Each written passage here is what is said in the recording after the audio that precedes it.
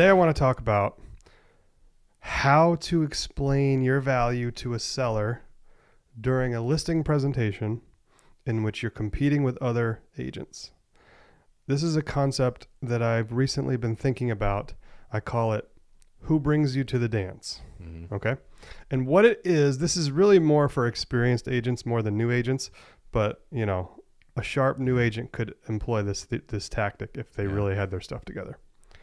Basically, the concept is when you're talking to a seller and the seller says, you know, this is where this came from. Somebody emailed me and said, hey, or called me up and said, hey, we need to sell our house. We want to interview you, your company, and other companies and decide who the best companies are. Then we'll decide who the best agents of those companies are.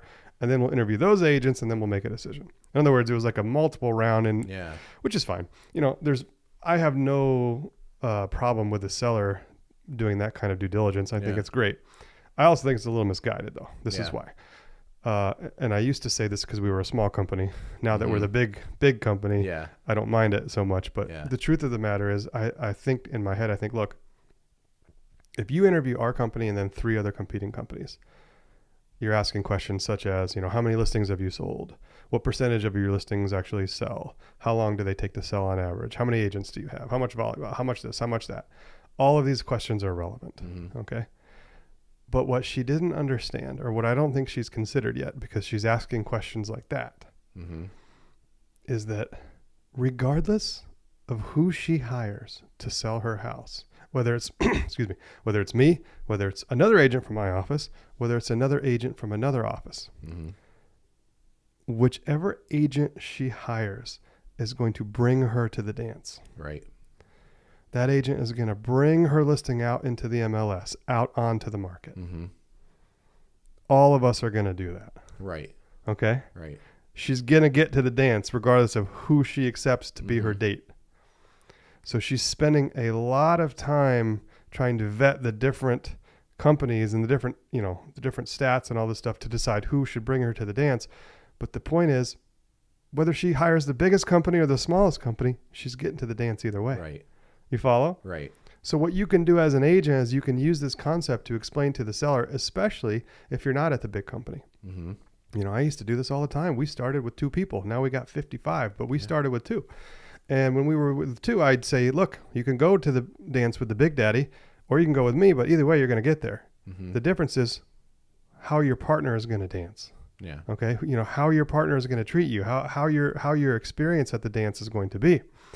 And that's the point. So my point to the seller was, look, you know, it's a great idea to look at different brokerages to see how many sales they've made, to see how all these different stats. These are great. But at the end of the day, you need to make your decision who to hire to sell your house, not by the colors that the agent wears, but by the agent.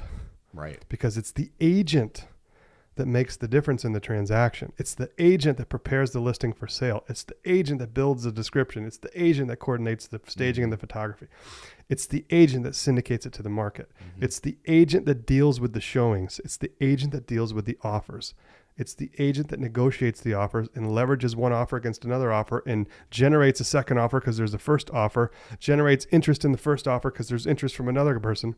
It's the agent that manages the home inspection when something falls apart. It's the agent that deals with the appraiser when the appraisal comes in low.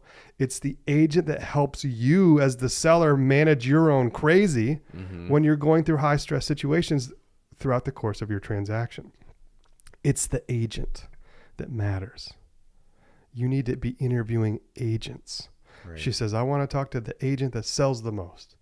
I say, okay, that's logical. You know, is that person the right person to sell the house because they sell the most? Maybe, maybe not. Yeah. Maybe not.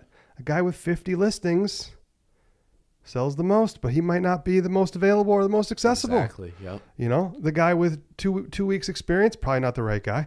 But just because one person sells more than another person doesn't mean he or she's the better candidate to take you to the dance. Right. Okay. Imagine that. I mean, it's a really interesting parallel, but you know, you want to bring the most popular guy at the dance. Everybody's all chasing around, or you want to bring the guy who loves you, you know, who really is going to care for you and take care of you. So there's different elements and different dynamics between what agent you should hire.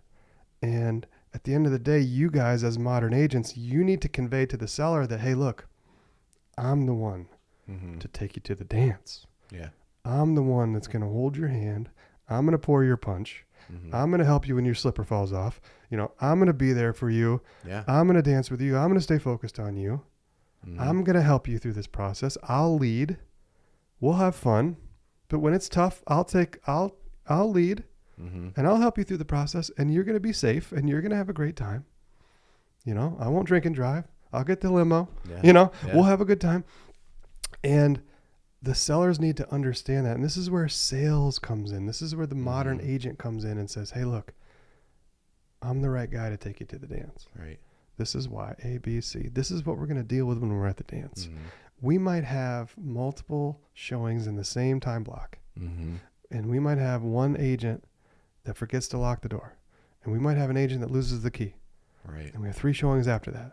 Well, when that happens, I'm going to be there. My staff's going to be there. We're going to run and get that door open right away. We're going to make sure that showing happens. When we get an offer at 12 o'clock and we have 4 showings the next day at 2, 3, 4, and 5, I'm going to call those sellers and those agents, and I'm going to call those agents and get those showings in the same day so we can get in the information we need to make a good decision. Yeah. When we get one offer, I'm going to call the or the buying agent for the other buyer, and I'm going to tell them that we have an offer, and I'm going to tell them what they need to do to have a chance. Mm-hmm. And then I'm going to make sure that that raises the value of your house. Right. I'm going to go back to the first buyer and tell them what they got to do to get a chance. I'm going to play the games we got to play to get your house sold for the most money we can get and protect you along the way. That's why you should hire me. Okay. So if you're new, or if you're at a small brokerage, you have 2 major headwinds against you. Yeah. Yeah. So when somebody interviews you and they say, well, Lowell, how many houses have you sold? Or they say, well, Lowell, how many houses has your brokerage sold? Mm-hmm. And you don't have good answers. Right. You need to say, look, it doesn't matter. What matters is who brings you to the dance. Right. And then you kind of pivot right into what going to the dance with you looks like. Mm-hmm. And why you're the right one. And you should be doing this in a way where they're nodding their head and they're saying, oh, yeah. Yeah. Okay. Yeah. I didn't think of that. Wow. In that scenario, he would have me covered. Mm-hmm. Wow. You know what? I'm starting to feel comfortable with him. Right. He's making me feel comfortable. He's conveying to me that he's confident that he can do this and he understands what's going on. And he's showing me some different angles or some different perspectives that when I asked him these questions, I wasn't thinking of. And that's a way to overcome an objection, because when you get an objection, people are looking at how many houses you've sold, how many houses your brokerage has sold. When you switch that perspective and you talk about the dance and you talk about, leading in the dance and all that, then you shift their perspective into a different angle that shows you in a light that makes it easier for them to hire you. Mm-hmm. And that's really what you're trying to do in a listing presentation, is present yourself in a light where the seller agrees to hire you because they trust you and they feel like you are the right fit to sell their house, despite the fact that you're way down here on paper. Right. So right. go get them. Go get 'em.